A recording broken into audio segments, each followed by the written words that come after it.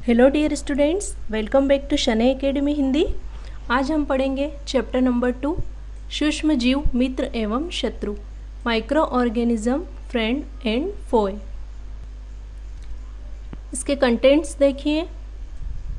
सूक्ष्म जीव क्या होते हैं, सूक्ष्म जीवों के प्रकार, सूक्ष्म जीव कहाँ रहते हैं, मित्रवत सूक्ष्म जीव, दही और ब्रेड में सूक्ष्म जीवों का प्रयोग, सूक्ष्म जीवों का औषधीय लाभ, सूक्ष्म जीवों का वाणिज्यिक लाभ, सूक्ष्म जीवों से होने वाली बीमारियां और टीके। सूक्ष्म जीव क्या होते हैं? ऐसे जीव जो अति सूक्ष्म होते हैं, जिन्हें आवर्धन लेंस और माइक्रोस्कोप की सहायता से ही देखा जा सकता है, इन्हें आँखों से नहीं देखा जा सकता है। कहने का मतलब है कि सूक्ष्म जीव बहुत ही छोटे होते हैं, अति सूक्ष्म होते हैं। हम इन्हें अपनी आँखों की सहायता से नहीं देख सकते हैं। इन्हें देखने के लिए हमें कई उपकरणों का सहारा लेना पड़ता है। अगर आवर्धन लेंस की बात करें तो आप स्टेशनरी पे गए होंगे, वहाँ पर अगर कोई बुजुर्ग व्यक्ति बैठा होता है तो वह जो बुक के ऊपर जो प्राइस लिखी हुई होती है, बहुत ही छोटे छोटे डिजिट में वो लिखी हुई होती है, तो उसे देखने के लिए इस तरह का एक ग्लास यूज़ करते हैं, जिससे कि ये डिजिट जो होती है वो बड़ी दिखाई देती है।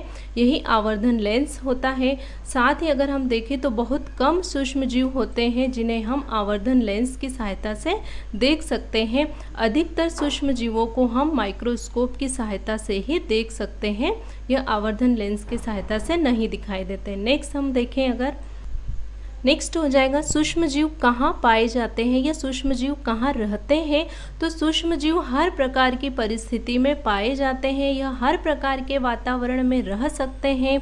यह अति बर्फीले स्थानों पर गर्म तथा उष्ण झरनों में भी जीवित रह सकते हैं और यह जल वायु हर जगह पर पाए जाते हैं। मनुष्यों, पशुओं तथा पक्षियों के शरीर में भी पाए जाते हैं।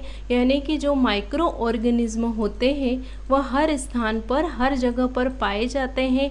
जल में, वायु में, मिट्टी में, गर्म से गर्म झरनों में भी पाए जाते हैं, रेगिस्तान में भी पाए जाते हैं, दलदल में भी पाए जाते हैं, मनुष्यों के शरीर में भी पाए जाते हैं, पशुओं में, पक्षियों में, सभी के शरीर में पाए जाते हैं। ये हर प्रकार की परिस्थिति में रहने में सक्षम होते हैं। नेक्स्ट देखते हैं। नेक्स्ट देखिए, अगर आप सूक्ष्म जीवों को या माइक्रो ऑर्गेनिज्म को घर पर ही देखना चाहते हैं तो उन्हें कैसे देख सकते हैं, उसका एक सबसे अच्छा बेस्ट एग्जांपल है ब्रेड। वही ब्रेड जिसे हम चाय और दूध के साथ बड़े ही चाव से खा सकते हैं। जी हाँ, उसी में हम माइक्रो ऑर्गेनिज्म को देख सकते हैं। कैसे? बारिश में ब्रेड को यूं ही खुला छोड़ने पर उसमें काले सफ़ेद धब्बे दिखाई देते हैं। यह और कुछ नहीं सूक्ष्म जीव होते हैं। आवर्धन लेंस से देखने पर इसमें पनप रहे कवकों को आसानी से देखा जा सकता है। यानी कि ब्रेड जिसे हम चाय या दूध के साथ में खाते हैं, उसे अगर हम बारिश के मौसम में यूं ही खुला छोड़ देंगे तो हम देखेंगे कि कुछ दिनों के बाद उसमें ब्लैक या ग्रीन कलर के धब्बे या फफूंद दिखाई देने लगती है। यह फफूंद और कुछ नहीं माइक्रो ऑर्गेनिज्म होते हैं। अगर हम उसे आवर्धन लेंस में देखेंगे तो हमें इस तरह की उसमें संरचना या आकृति दिखाई देती है। यह क्या होते हैं? यह ब्रेड मोल्ड होते हैं, एक प्रकार के कवक होते हैं जिन्हें हम राइजोपस कहते हैं और यही हमारे खराब ब्रेड में पाए जाते हैं और यह सूक्ष्म जीवों का एक अच्छा एग्जाम्पल है। आइए नेक्स्ट देखते हैं।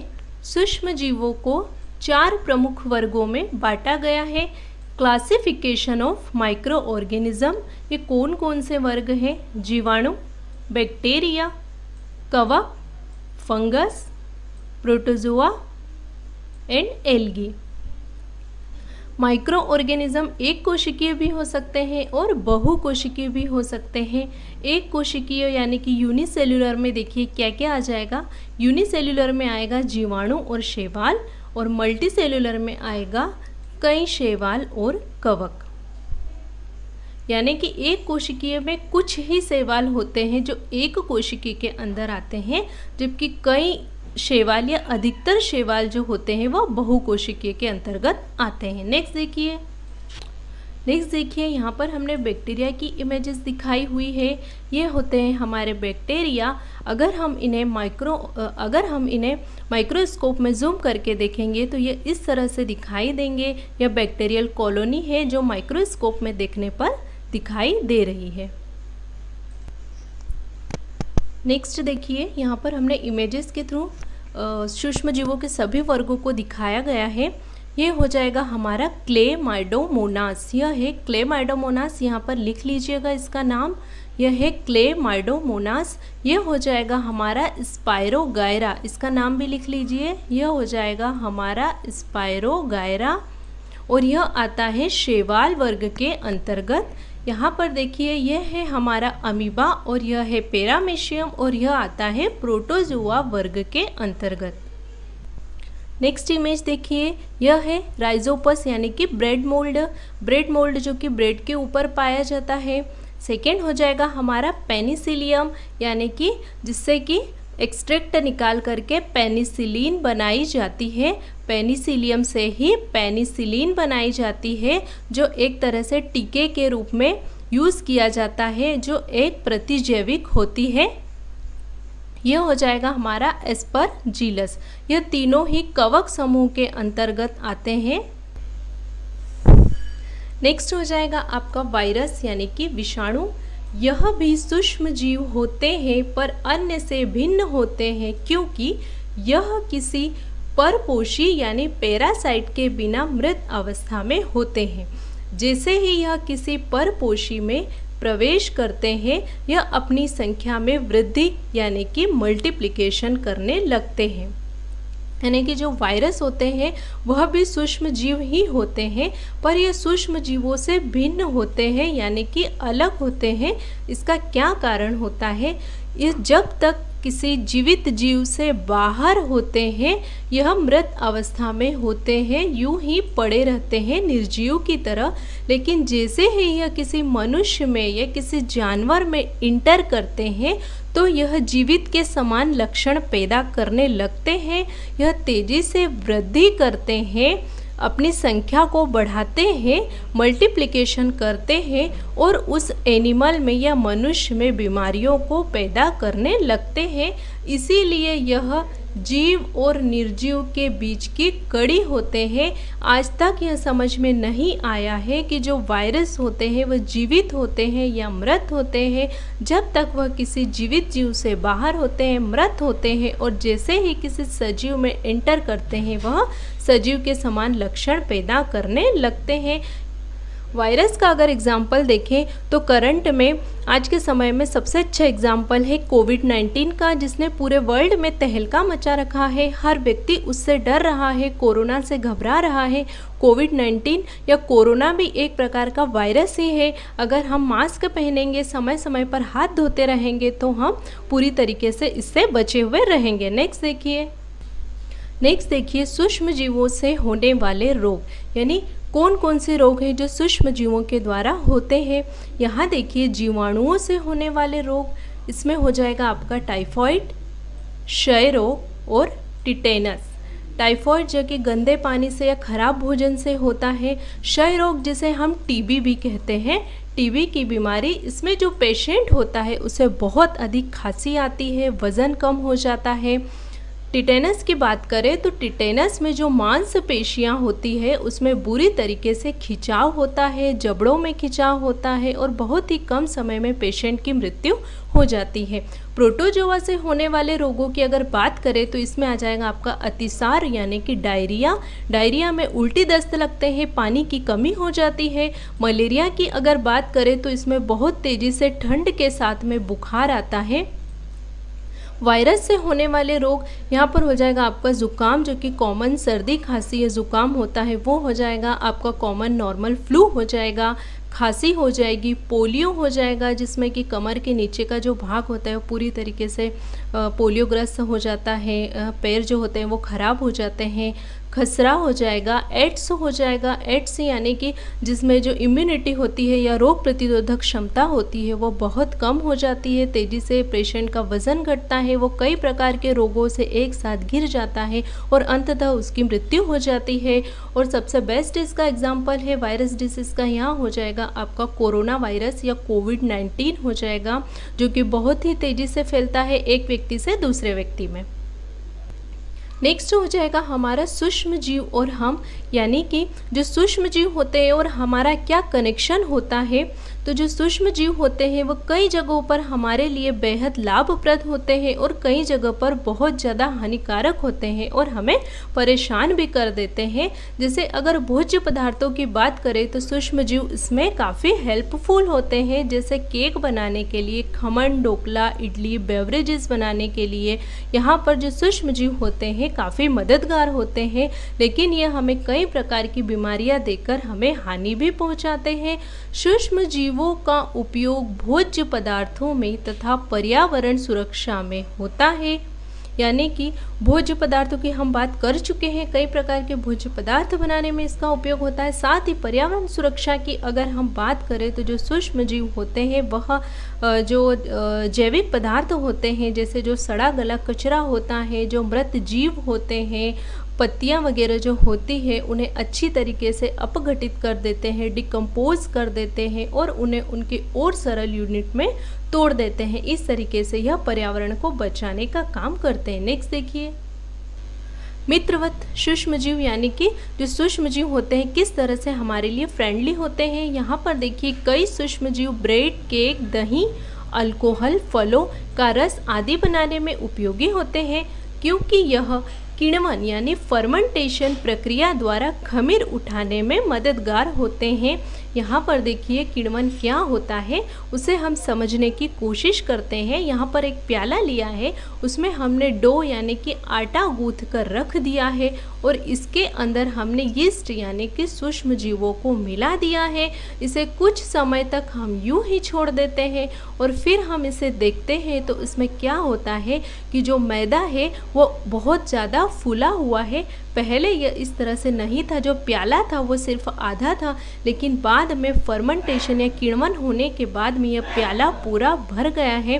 तो इसमें क्या होता है कि हमारे जो सूक्ष्म जीव हैं उनमें श्वसन हुआ और उस श्वसन की प्रक्रिया के फलस्वरूप इसमें कार्बन डाइऑक्साइड गैस बनती है, जो बुलबुले के रूप में ऊपर को उठती है और हमारा जो मैदा है उसके वॉल्यूम को यानी कि उसके आयतन को बढ़ा देती है, जिससे कि वो अच्छे से ढीला हो जाता है, स्पॉन्जी हो जाता है।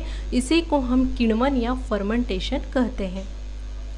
साथ ही नाइट्रोजन स्थिरीकरण यानी कि नाइट्रोजन फिक्सेशन के द्वारा मृदा की उर्वरता को बढ़ाते हैं। हमने पहले भी देखा था जो लेग्यूमिनस प्लांट होते हैं उनकी जो रूट्स होती है वहाँ पर नोड्यूल्स यानी कि गांठें पाई जाती है, जिसके अंदर राइजोबियम नामक बैक्टीरिया पाया जाता है, जो क्या करता है वायुमंडल की जो स्वतंत्र नाइट्रोजन होती है उसका स्थिरीकरण करके उन्हें पौधों के लिए सुलभ बनाता है। क्लियर। नेक्स्ट देखते हैं। नेक्स्ट देखिए, नेक्स्ट एग्जाम्पल हो जाएगा हमारे सूक्ष्म जीवों के साथ प्रयोग का दही। जो दही होता है हम जिसे घर में खाते हैं वह दही एक अच्छा एग्जाम्पल है सूक्ष्म जीवों के प्रयोग का। यानी दही में लैक्टोबैसिलस नामक जो जीवाणु होता है वह पाया जाता है। क्या होता है कि जब हम किसी प्याले में दूध लेकर के गर्म करके उसमें थोड़ा सा दही मिला देते हैं और उसे 10-12 घंटे के लिए छोड़ देते हैं तो वो पूरा जो दूध होता है वह दही में कन्वर्ट हो जाता है। ये कैसे होता है? यह उस दही में पाए जाने वाले लैक्टोबैसिलस जीवाणु की वजह से होता है। यानी जो थोड़ा सा दही हम डालते हैं उसमें लैक्टोबैसिलस जीवाणु पाया जाता है। यह जीवाणु क्या करता है? तेजी से अपनी संख्या में वृद्धि करता है और दूध में जो लैक्टोज पाया जाता है, दूध में क्या पाया जाता है? लैक्टोज पाया जाता है। उस लैक्टोज को यह जीवाणु लैक्टिक एसिड में कन्वर्ट कर देता है और हमारा जो दूध होता है वह दही में बदल जाता है। नेक्स्ट देखिए, सूक्ष्म जीवों के औषधीय उपयोग यानी कि सूक्ष्म जीवों का उपयोग औषधीय निर्माण में किस प्रकार किया जाता है। यहाँ देखिए सूक्ष्म जीव प्रतिजैविक यानी एंटीबायोटिक के निर्माण में उपयोगी होते हैं। अब यह एंटीबायोटिक या प्रतिजैविक क्या होती है, तो देखिए कि जब भी कोई सूक्ष्म जीव या पैथोजन हमारे शरीर में एंटर करते हैं तो हम प्रतिजैविक यानी एंटीबायोटिक अगर ले लेते हैं तो यह एंटीबायोटिक उस सूक्ष्म जीव की वृद्धि को या तो रोक देते हैं या फिर इन्हें मार देते हैं। नेक्स्ट हो जाएगा पेनिसिलिन। पेनिसिलिन एक प्रकार का प्रतिजैविक है जो बीमारी पैदा करने वाले सूक्ष्म जीवों को नष्ट कर देता है। इसकी खोज डॉक्टर अलेक्जेंडर फ्लेमिंग ने 1929 में की थी, यानी कि 1929 में की थी। पेनिसिलिन फफूंद से बनाई जाती है। हमने पहले भी पढ़ा था जो पेनिसिलिन होती है या पेनिसिलियम नामक फफूंद से बनाई जाती है। और भी है एंटीबायोटिक्स कौन कौन सी, स्ट्रेप्टोमाइसिन, टेट्रासाइक्लिन और इरिथ्रोमाइसिन सामान्य रूप से उपयोग की जाने वाली प्रतिजैविक है। नेक्स्ट हो जाएगा प्रतिजैविक का उपयोग केवल जीवाणु रोगों में ही किया जा सकता है। यह विषाणु रोगों में कारगर नहीं होते हैं, यानी जो एंटीबायोटिक होते हैं यह केवल जीवाणुओं के खिलाफ ही काम करते हैं। जीवाणुओं को या जीवाणु रोगों को ही यह नष्ट कर सकते हैं। विषाणुओं के केस में यह कार्य नहीं करते हैं क्योंकि यह एंटीबायोटिक होते हैं और विषाणुओं के लिए या विषाणु रोगों को नष्ट करने के लिए हमको एंटीवायरल की आवश्यकता होती है।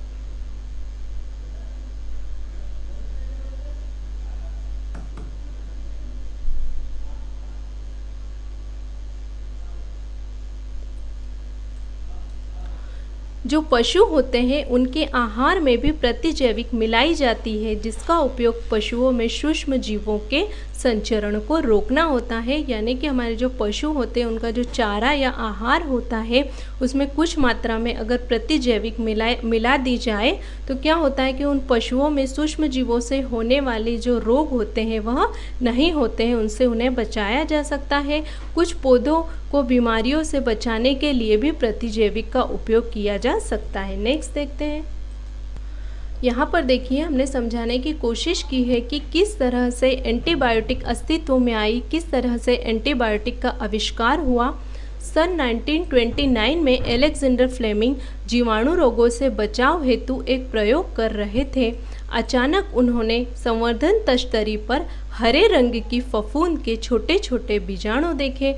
उन्होंने पाया कि यह फफूंद जीवाणु की वृद्धि को रोकते हैं। यह तथ्य पाया कि बहुत सारे जीवाणु फफूंद द्वारा मारे जाते हैं। इस प्रकार फफूंद से पेनिसिलिन बनाई गई। जो अलेक्जेंडर फ्लेमिंग नामक जो साइंटिस्ट थे उन्होंने 1929 में एक प्रयोग किया। उस प्रयोग में उन्होंने देखा कि जो संवर्धन तश्तरी है उसमें हरे रंग के फफूंद के छोटे छोटे बीजाणु दिखाई दे रहे थे। जो यह फफूंद के जो जीवाणु थे ये क्या कर रहे थे, यह जीवाणु की वृद्धि को रोक रहे थे और जीवाणुओं को मार रहे थे। इस प्रकार से जो फफूंद है यानी कि कवक है, पेनिसिलियम नामक जो कवक है उससे पेनिसिलिन का आविष्कार हुआ या पेनिसिलिन नामक जो एंटीबायोटिक है वह अस्तित्व में आई। नेक्स्ट हो जाएगा वैक्सीन यानी कि टीका। आप लोगों ने देखा होगा कि बचपन से हमेशा आपको कई बीमारियों के लिए टीके लगाए गए हैं जो आंगनवाड़ी में लगाए जाते हैं। हर वर्ग के बच्चों को लगाए जाते हैं। यह टीका क्या काम करता है, किस तरह उपयोगी होता है, हम इसे समझने की कोशिश करते हैं। जब रोग कारक सूक्ष्म जीव हमारे शरीर में प्रवेश करता है तो यह प्रतिरक्षी उत्पन्न करता है। यानी कि कोई भी पैथोजन बैक्टीरिया या वायरस जब हमारे शरीर में प्रवेश करता है और बीमारी पैदा करता है तो जो टीका होता है वह प्रतिरक्षी उत्पन्न करता है। यह जो प्रतिरक्षी होते हैं यह एंटीबायोटिक होते हैं, यानी कि जो पैथोजन होते हैं या सूक्ष्म जीव होते हैं उनके खिलाफ या उनके विरुद्ध यह लड़ते हैं और उन्हें नष्ट करते हैं या मारने की कोशिश करते हैं। एक बार टीका लगा देने पर अगर सूक्ष्म जीव पुनः शरीर में प्रवेश करता है तो भी उसके लिए प्रतिरक्षी उत्पन्न हो जाते हैं। यानी एक बार टीका लगाया, हम बीमार हो लिए, उसने काम करा टीके ने, डबल भी अगर हमें जीवन में वही बीमारी होती है तो वह टीका सदा के लिए या पूरे लाइफ टाइम काम कर सकता है। नेक्स्ट देखिए, एडवर्ड जेनर ने 1798 में चेचक के टीके की खोज की थी। हैजा, क्षय रोग, हेपेटाइटिस, पोलियो आदि रोगों को टीके द्वारा ठीक किया जा सकता है। देखिए जो पोलियो है वो तो अब हमारे देश से या भारत से पूरी तरीके से विलुप्त हो गया है। अब जो पोलियो के जो केस होते हैं वह नहीं पाए जाते हैं। तो इस पोलियो पर हमने काबू टीके या वैक्सीन के द्वारा ही पाया। जो पोलियो का टीका होता है वह दो तरह का होता है, एक ओरल वैक्सीन होता है और एक इंजेक्टेबल वैक्सीन होता है। जो ओरल होता है 2 बूंद जिंदगी की जो बच्चों को पिलाई जाती है, मुँह से जो पिलाया जाता है, और एक इंजेक्टेबल होता है यानी कि इंजेक्शन के थ्रू भी इसे लगाया जा सकता है। चेचक के विरुद्ध विश्वव्यापी अभियान चलाया गया जिसके परिणाम स्वरूप विश्व के अधिकांश भागों में चेचक का उन्मूलन हो गया। चेचक के केस में भी हमने टीके के माध्यम से ही इसे खत्म किया है। नेक्स्ट देखते हैं, आजकल सूक्ष्म जीवों से टीके का उत्पादन बड़े स्तर पर किया जा रहा है, इंडस्ट्रियल लेवल पर किया जा रहा है। नेक्स्ट हो जाएगा हमारा सूक्ष्म जीवों के वाणिज्यिक उपयोग, यानी कि पैसे कमाने के लिए इंडस्ट्रियल लेवल पर अच्छा खासा मुनाफा कमाने के लिए भी सूक्ष्म जीवों का उपयोग किया जा सकता है। ओके डियर स्टूडेंट, आज के वीडियो में इतना ही। आई होप आपको आज का यह वीडियो समझ में आया होगा, जिसमें हमने पढ़ा सूक्ष्मजीव क्या होते हैं या कहाँ रहते हैं, इनका उपयोग क्या होता है, ये कैसे बीमारियां पैदा करते हैं। मिलते हैं नेक्स्ट वीडियो में बचे हुए चैप्टर के साथ। तब तक के लिए bye bye. Like, subscribe and share and thank you for watching my video.